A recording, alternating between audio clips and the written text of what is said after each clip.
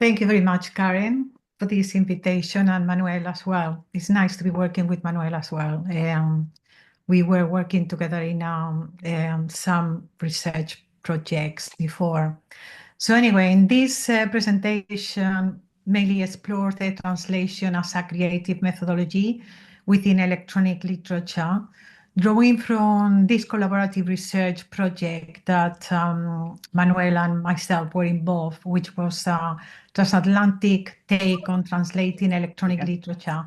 And this initiative brought together a multidisciplinary team of specialists and in translation studies, digital aesthetics, literature, media studies, programming, and artistic practice and semiotics. So let me see.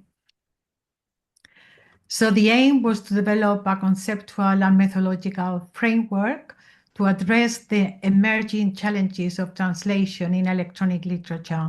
And we identified 4 key dimensions to examine translation beyond linguistic transfer, encompassing translinguistic, transcoding, transmedial, and transcreative dimension, and each offering a unique perspective on the translation process.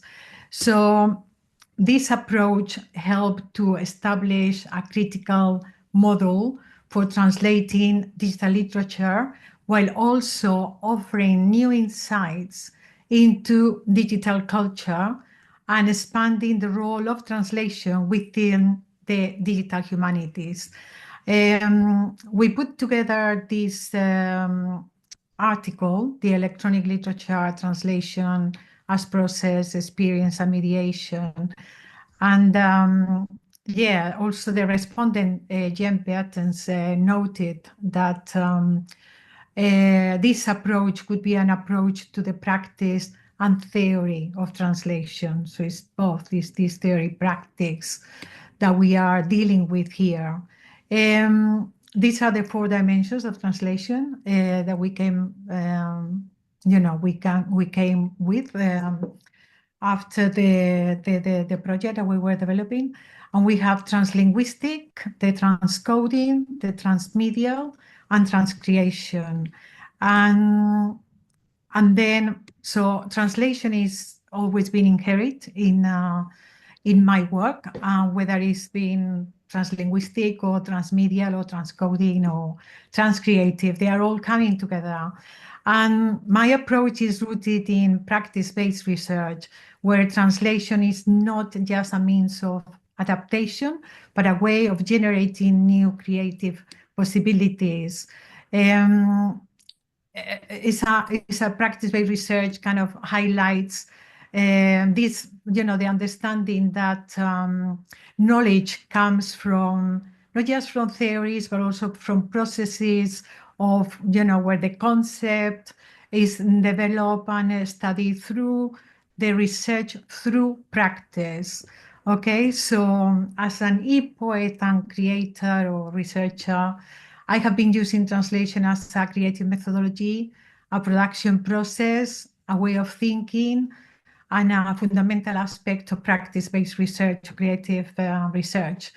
In the digital humanities, particularly in the realm of electronic literature, translation extends, as we were saying, beyond this kind of linguistic transfer.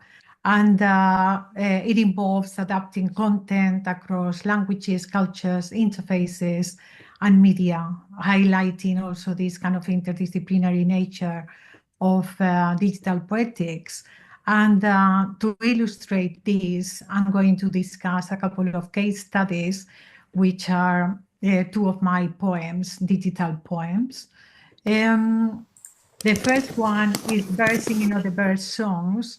And this work originated from an invitation to exhibit at the Medway Galleries in the UK. And what intrigued me most from the gallery was these kind of high ceilings and 3 large windows, inspiring the idea of birds passing by.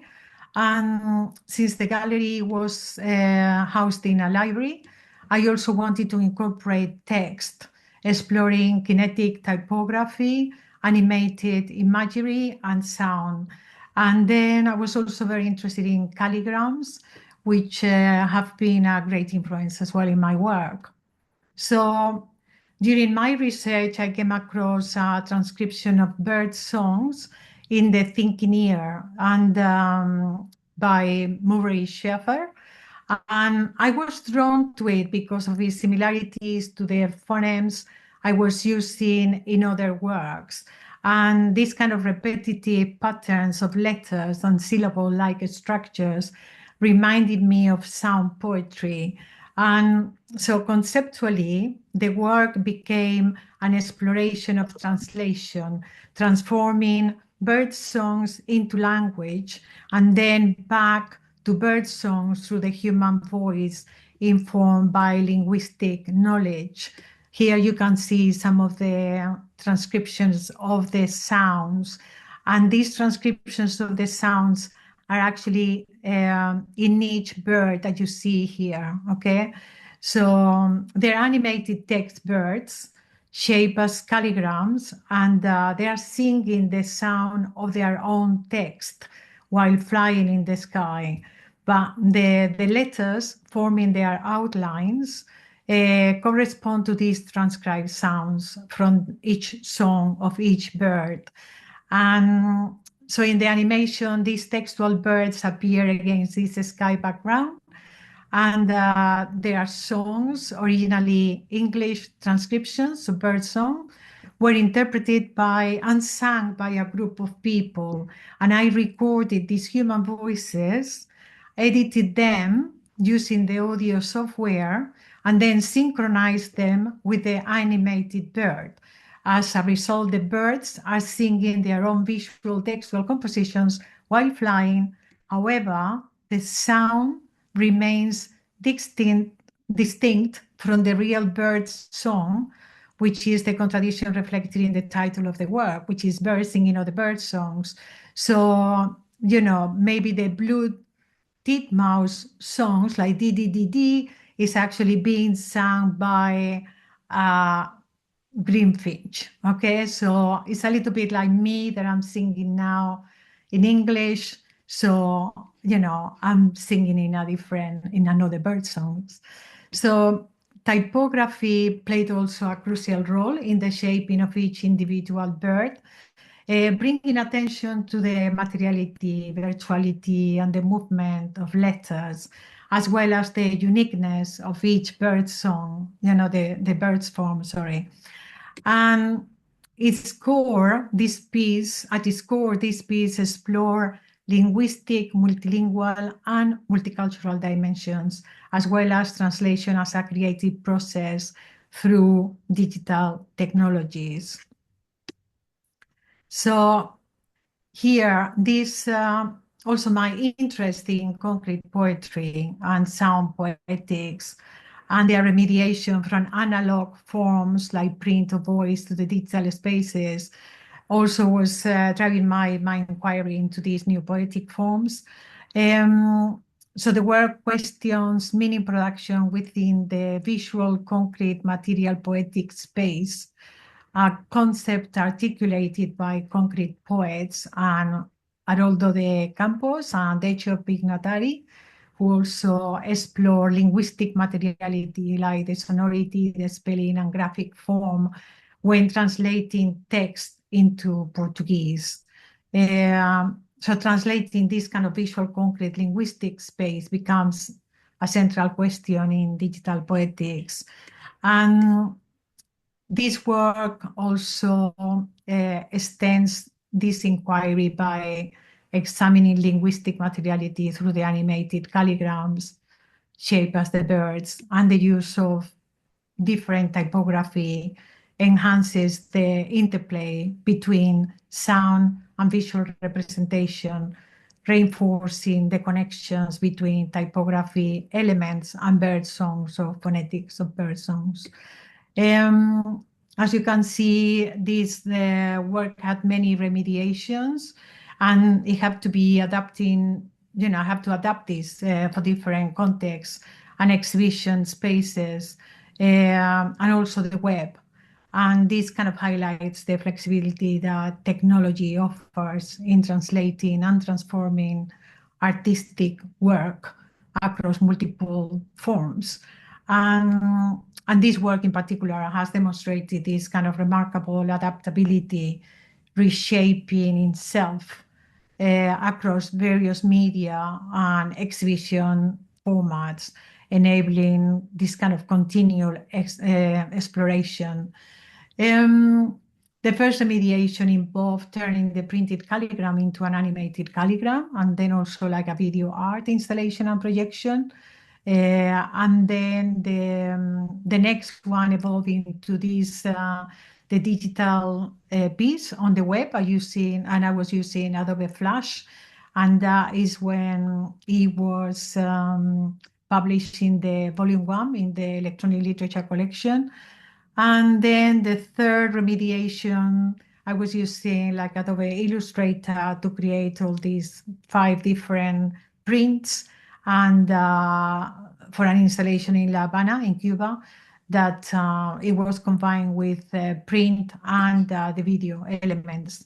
So, this creative methodology reflects the fusion of multilingual, cross-cultural, multimodal, and transcreative dimensions, demonstrating how technology facilitates the translation process through various digital tools. So this was a core, a case study for this research project that we had. And then the second one is the Winnipeg, the point across the Atlantic. And I'm going to talk a little bit about what the project is like. There's lots of layers in these works. This one even more. So we'll talk a little bit about what the project is like, and then I will also talk about the different dimensions in the production and the critical analysis of this work. So it is an interdisciplinary practice-based artistic investigation, and its aim was to create a multilingual, interactive, online poetic narrative, which was the poem, that you can access it from here. And then accompanied by this dedicated website. And this work is kind of deeply rooted in a personal story, interwoven with the historical events of the Spanish Civil War and the collective memory of both Spain and Chile. So the project's narrative centers on the rescue and evacuation of more than 2,500 Spanish Civil War exiles, including my own grandfather from French concentration camps. And these refugees were transported in the cargo ship, the Winnipeg, which sailed from the port of Tropelu in Pauillac in France to Valparaiso, Chile, on August the 4th of 1939. And this evacuation was organized by the Chilean poet Pablo Neruda in his role as consul of immigration. And despite its historical significance, this event remains still largely unknown, much like many other atrocities as well of the Spanish Civil War, many of the wars. But they are part of the hidden history that started coming to light only in recent years with the Spanish kind of memoria histórica, the historical memory movement.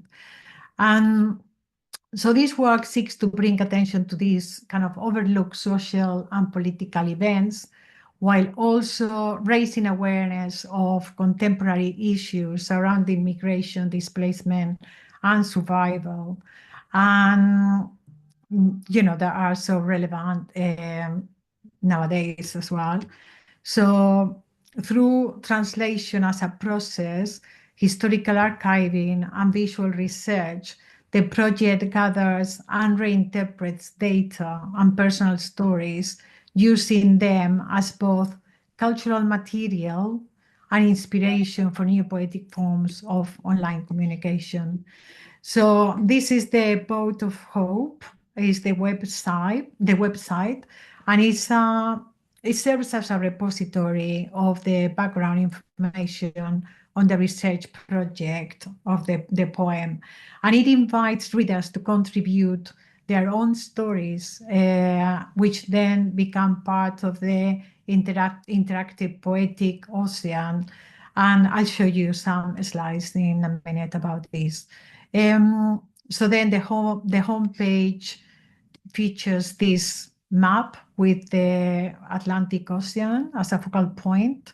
And then there is the passengers' names, as you can see here. These are animated and they come from France to Chile. And yeah, and then there has all the different kind of links and different languages as well, in English and Spanish and French.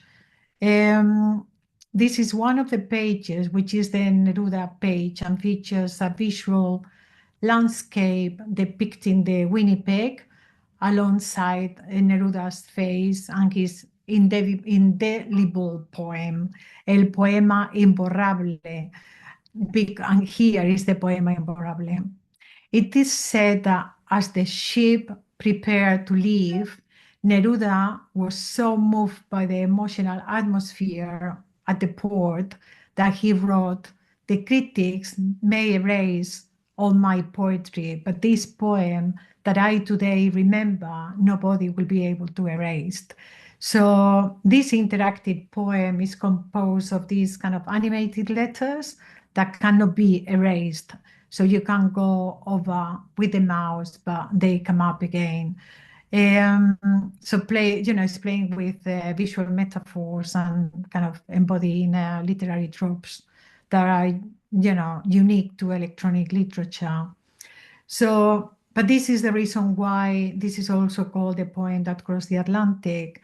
I kind of like the idea of the boat and the stories being the poem, those kind of farewells, and these stories transported by the Winnipeg are the poem that crossed the Atlantic.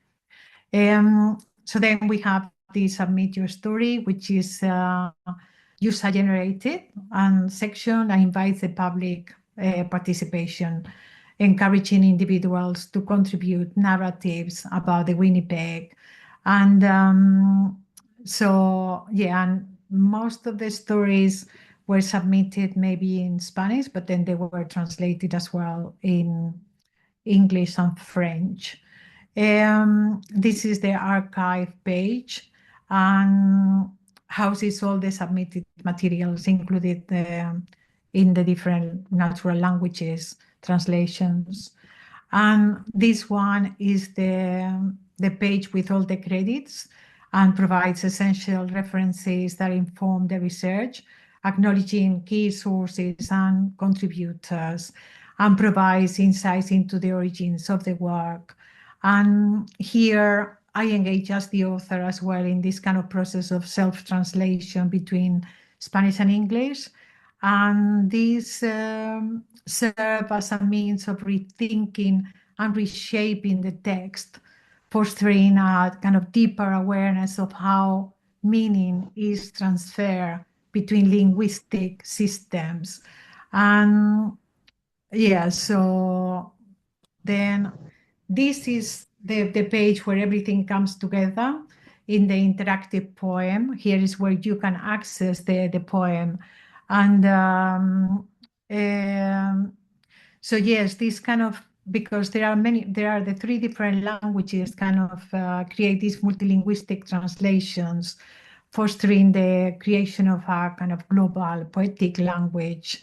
And as mentioned earlier as well, the poem is continuously fed by the stories submitted through the website. And these contributions kind of generate a collaborative and evolving poem, inviting participation in a process of transcreation and co-creation. And the more posts are added, the more kind of interwoven narratives expand. So yeah, so these kind of poems, interactive functionality addresses translinguistic processes, engaging with translation as a generative mechanism for word recognition, textual networking, and dynamic composition, because it is generative, and depending on which words you are clicking, then it's going to create these associations, and you can transfer maybe from one language into another. So this is a screenshot of the, some of the depth of the ocean. And but yeah, since my doctoral dissertation now for a few years, I have been exploring this kind of poetic space that emerges in the intersection of image, sound, and digital technologies. And this kind of ability to capture a moment in time within a poetic aesthetic space is kind of central to my poetry works. And if you want to find out more about this in-between space where the poetic experience emerges from this interplace of the linguistic meaning and the visual abstraction, you can go to this chapter that I wrote. Ooh, somebody is actually knocking at my door. I don't know what to do. But anyway, so this oscillation in between textuality and imagery, sound and code, transparency and materiality is where I argue that the poetic aesthetic space comes to life, this kind of shifting between these ways of expression. Okay. So, and now just to conclude, this is like an overall view of translation as a framework for creative methodology in this work, integrating and interrogating the dimensions of, the four dimensions that we were saying, the transcreation, transmedial, transcoding, and translinguistic. So the transcreation as a compositional, creative, and conceptual process. So it plays a role in the realization of the work by interweaving content, methods, and technology. I mean, by the way, all these are kind of interlaced as well. But if you think about the concepts that, like for instance, there is a poem called Misión de Amor, a labor of love, by Pablo Neruda. And this poem included, describes how Neruda's call for passengers to board in the Winnipeg and how he kind of compares them to the scattered seeds carried towards peace in this Winnipeg. And this idea of the scattered seeds kind of also influence the way I was thinking about the stories scattered in the sea, or the idea of the boat, the Winnipeg, with all these farewells as well. These are some kind of themes that embody this interactive poem, and there is a connection in between the conceptual idea, the methods that you use to represent this concept, and then also the technology that you're using, or the software, or the coding. And again, so it's connected in there to the transcoding. So yeah, everything is interlaced. But so then in the transcreation, we have these kind of visual layers becoming expressive of linguistic meaning, often through visual metaphors or literary tropes, as I was mentioning, is that kind of remediation. Then the form and the semantics interact to shape this digital poetic expression, with the idea of the transparent meaning and the more abstract signification with the form. The user-generated content, again, is kind of taking part in this kind of transcreation as well, with the stories that people are actually uploading, and also the idea of the linear text that is in the archive and how that then is transferred into all the different waves and the sea. Then we have the transmedial dimension, and then we have, with examples like the list of the passengers, the indelible interactive poem, the stories floating in the digital ocean. Transcoding, the translation between machine readable codes and human readable texts. And I was working in collaboration with Alexandra Dupé, and he's a creative programmer. And there is this interaction in between the narrative, the programming, and the design kind of is shaping the digital work and these dialogues that we have to, had in order to produce the work and in the creative process. This kind of ongoing exchange. And then we have also the programming language that you're going to select, whether it's going to be published in which platform, whether it's going to be for desktop or whether mobile technologies. And then the translinguistics, so the project engages with the translation across Spanish, English, and French. And this process also involves the author's own self-translation. And then we have translation as part of the literary artistic experience. Through this interactive experience, immersive in the visual linguistic ocean, to read, interconnect the stories and languages, and then the cultural experience between countries, stories from families, and the historical memory. So just to conclude, I think as a creator, I have found these dimensions very interesting as points to reflect about the process of making, translating, and remediating, and how they can serve to critically analyze other multimodal works in electronic literature or art works as well, digital art. So this is going to be the end of my presentation. Thank you.